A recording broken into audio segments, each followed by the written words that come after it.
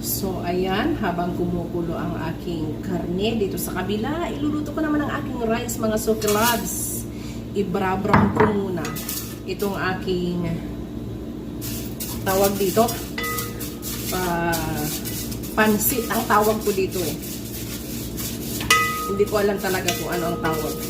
Alam kong gawin minsan ang mga pagkain pero hindi ko alam kung ano ang mga pangalan.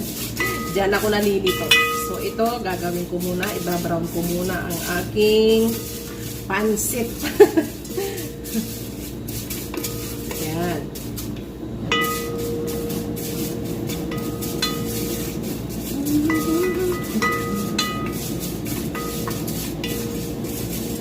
Ang mga pagkain nila dito, mga kakaiba. Mostly lahat naluluto sa mantika. Ganon po sila dito.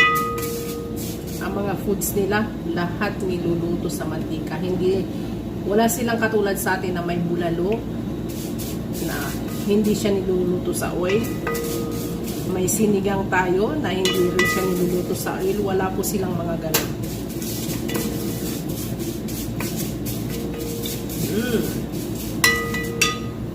Kaya ko siya muna maging brown.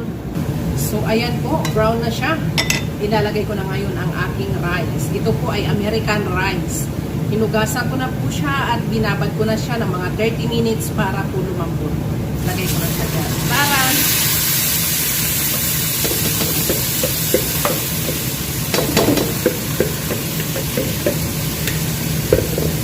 O, diba?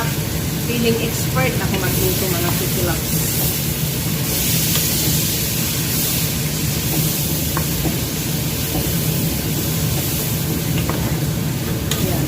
Hinahalo ko lang siya. Ayan po ang labas niya. Yan. O, diba? So, ngayon, i-mix ko lang siya ng konti. Ay, naligaw ng aking ham. I-mix ko lang po siya ng konti. And then, lalagyan ko na siya ng tubig.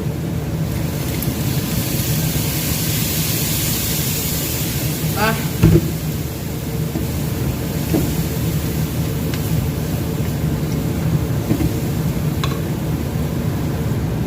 Lalagyan ko lang po siya ng asin. 1, 2, 3, 4. Diba? Kasi 4 cups ang aking rice. And then, tatakpan ko lang po siya hanggang sa maluto. Ayan, luto na po ang aking rice. Yan po ang itsura niya kapag naluluto na. Ayan, brown po dapat ang, sabi ko nga, pansit. Bihon pala. So, yan na po ang dating niya. See?